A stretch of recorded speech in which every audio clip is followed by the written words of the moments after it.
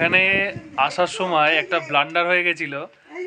আমার আর অর্পিতার জন্য পুরি সবজি, এই যে, আর চা অর্ডার দেওয়া হয়েছে। ও এখানে এসে ব্রাশ করছে আবার।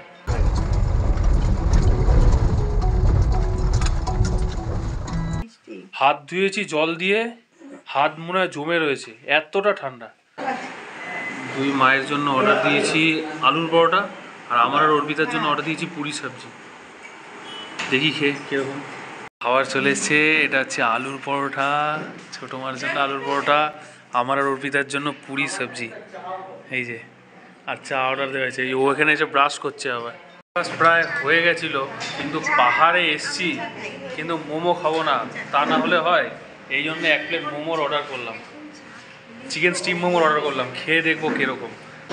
মোমোটা দারুণ খেতে, দারুণ। পাহাড়ের মোমোর ব্যাপারই আলাদা।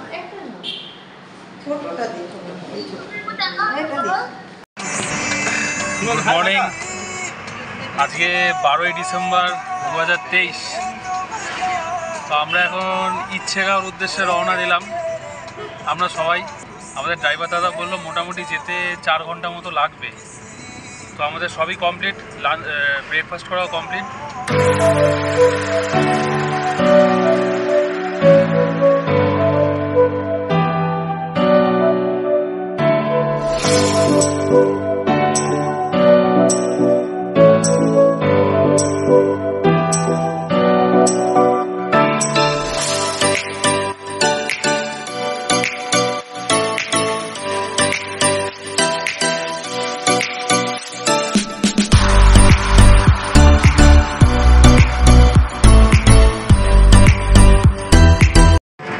এখন সেবক কালীবাড়ি আর করোনেশন ব্রিজ পার করলাম।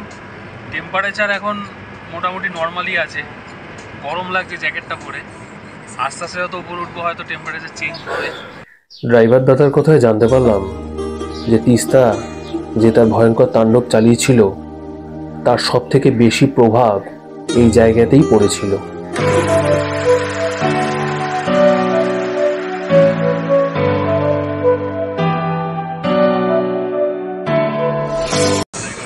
যত উপরে উঠছি কানটা আস্তে আস্তে একটু বন্ধ হয়ে যাচ্ছে হালকা।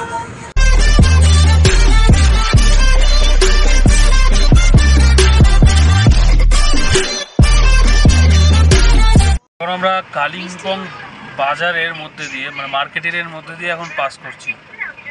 এখনও টেম্পারেচার খুব একটা ডিফারেন্স বুঝতে পারছি না। যেখানে যাচ্ছি সেখানে তো টেম্পারেচারটা অনেকটাই কম থাকবে আশা করছি। এই যে মার্কেট এরিয়া, বেশ ভালোই এই জায়গাটা ঘিঞ্জি। গাড়িতে বসে যাচ্ছি সবাই, টেম্পারেচারটা ধরো বোঝা যাচ্ছে না, কিন্তু একটু বাইরে বেরিয়েছিলাম, বাইরে ভালোই ঠান্ডা, মানে বেশ ভালো ঠান্ডা। বাইরে টেম্পারেচার হয়তো ওই 14-15 মতো হবে, বাইরে ভালোই ঠান্ডা।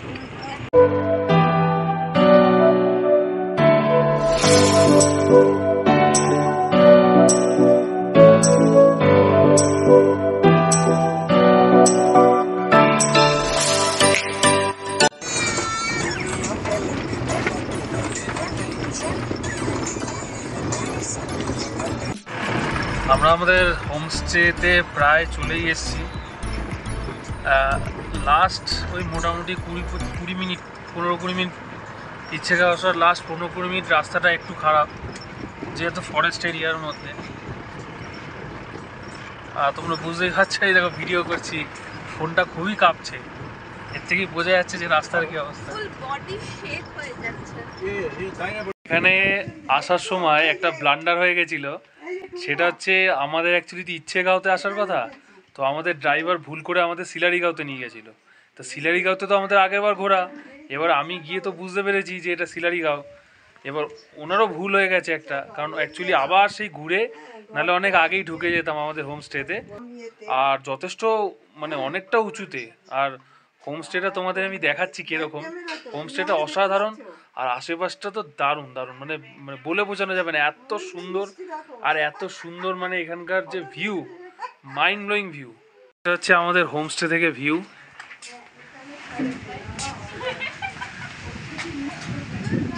এটা হচ্ছে আমাদের হোমস্টে থেকে ভিউ। ঠান্ডা, প্রচণ্ড ঠান্ডা হাওয়া দিচ্ছে, প্রচণ্ড ঠান্ডা হাওয়া। এটা হচ্ছে আমাদের হোমস্টে, আমরা একটাই রুম নিয়েছিলাম। এটা হচ্ছে আমাদের হোমস্টের রুম, সুন্দর, বেশ পরিষ্কার পরিচ্ছন্ন। এই যে দুটো খাট আছে এখানে, ডবল বেডের দুটো খাট আছে। এটা একটু বড় আর এটা তার থেকে একটু ছোটো, তবে দুটোই ডবল বেডের।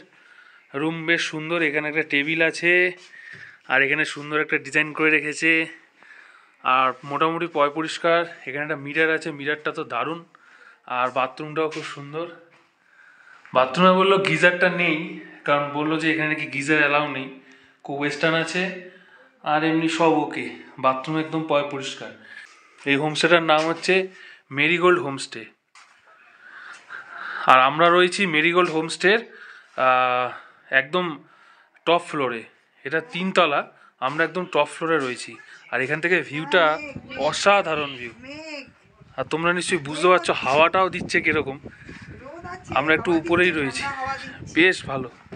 আর এখানে বসে সকালবেলা, এই যে আমাদের রুমের দরজা, আর বেরিয়ে এখান থেকেই টেবিল।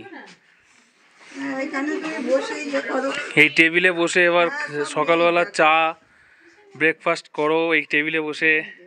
4টে অলরেডি বেজে গেছে, এখন আমাদের লাঞ্চ করে নিতে হবে, কারণ সকালে খেয়েছি সেই 10:30টার সময়, এখন 4টে বাজে। প্রচণ্ড খিদেও পেয়ে গেছে, আর এরপরে এখানে সন্ধেও হয়ে যাবে। কবে এসছি, এখন কটা বাজে? 4:20। দেখতেই পাচ্ছ তোমরা বাইরে রোদ। এখনই এসে টুপিটা পরে নিতে হলো। হাত ধুয়েছি জল দিয়ে, হাত মনে হয় জমে রয়েছে, এতটা ঠান্ডা। ডিসেম্বর মাস তো আছেই, প্লাস এইখানে বরফের কিন্তু কোনো ব্যাপার নেই, কিন্তু এত ভয়ানক ঠান্ডা, মানে কি বলবো। আমরা এখন লাঞ্চ করতে চলে এসেছি। এই যে লাঞ্চের জায়গা, এই যে টেবিল, বসে পড়েছি। বাইরে অস্বাভাবিক ঠান্ডা, ভেতরে তাও একটু ভালো লাগছে।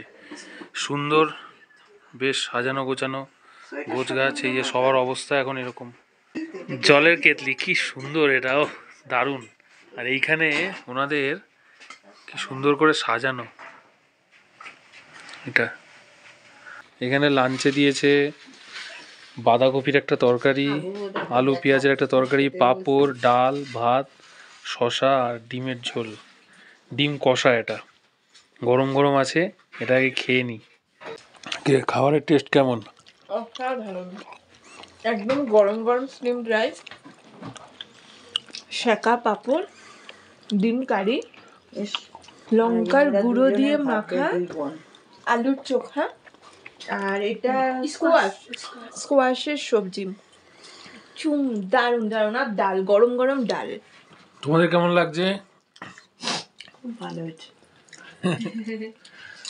খাওয়া দাওয়া করে উঠলাম, খাওয়া দাওয়ার টেস্ট অসাধারণ ছিল, দারুণ। আর তার মধ্যে ঠান্ডার জায়গায় এসে না গরম গরম খাবার, ঠান্ডার জায়গা আর খিদে পেট, দারুণ। তোমরা কিন্তু ইচ্ছে খাও তো যদি আসো, তোমরা মেরিগোল্ড হোমস্টেতে থাকতে পারো। মেরিগোল্ড হোমস্টের যে ডিটেলস, সেটা তোমাদের আমি ডেসক্রিপশন বক্সে দিয়ে দেবো। তোমরা চাইলে কিন্তু এখান থেকে যোগাযোগ করে নিতে পারো। এখান থেকে জাস্ট ভিউটা অসাধারণ, অসাধারণ। এটা আমাদের হোমস্টে, আমরা একদম উপরেরটায় রয়েছি, একদম উপরের ফ্লোরে রয়েছি আমরা। আর এই যে ওখান থেকে ভিউ, এখন সূর্য ডুবে গেছে।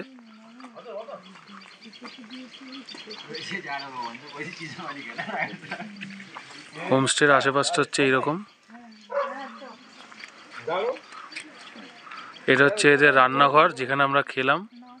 এখানে তোমরা বারবিকিউ করতে পারো, সব রকম ব্যবস্থাই এখানে আছে। এখন আমাদের লাঞ্চ করে এসে আমরা রুমের মধ্যে বসে আড্ডা মারছি। বাইরে প্রচণ্ড ঠান্ডা, কিন্তু ঘরের মধ্যে ঠিকঠাক।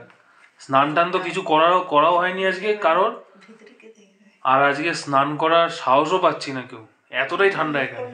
আচ্ছা, খাবারের মধ্যে দিয়েছে হলো, রাতে ডিনারের মধ্যে দিয়েছে হচ্ছে রুটি, এদিকে আছে চিকেন, ওদিকে আছে ভাত, ডাল, আর আছে আলু ভাজা। অনেক কিছুই দিয়েছে, কারণ মা আর অর্পিতা বলেছে ভাত খাবে, আর আমি আর ছোটো মা রুটি খাবো, এই জন্য ওরা এরকমভাবেই দিয়েছে আর কি। ডিনার হয়ে গেল ইচ্ছে খাও, তো ডিনার আমাদের কমপ্লিট। অর্পিতা তো খেতেই পারলো না, কারণ অর্পিতার শরীরটা খারাপ হয়ে গেছে, মারও শরীরটা খারাপ, ছোটো মাও একটুখানি খেলো, আমি জাস্ট কিছুটা খেলাম, কারণ আমার একটু খিদেও পেয়েছিল। বাট বাদ বাকি অর্পিতা তো খেতেই পারলো না। তো যাই হোক, এবার শুয়ে পড়তে হবে। এখন হয়তো খুব বেশি হলে 9:30 পৌনে 10টা বাজে। ও আমাদের ওখানে হলে হয়তো এখন আমরা কাজ থেকে ফিরি, কিন্তু যেহেতু এখানে পাহাড় তাই কিছু করার নেই, খেয়ে দিয়ে শুয়েই পড়তে হবে। কারণ চারিদিকে এখন অন্ধকার হয়ে গেছে, মানে দেখে মনে হচ্ছে যেন রাত 2-2:30 বাজে। পাহাড়ে তো এরকমই, তোমরা জানোই। তো আজকের মতন ভিডিওটা এখানেই শেষ করছি। ভিডিওটা ভালো লাগলে অবশ্যই একটা লাইক করে দিও, চ্যানেলটাকে সাবস্ক্রাইব করে দিও। দেখা হচ্ছে পরবর্তী ভিডিওতে, এই সিরিজের পরবর্তী ভিডিওতে। ততক্ষণ tata, good night, take care.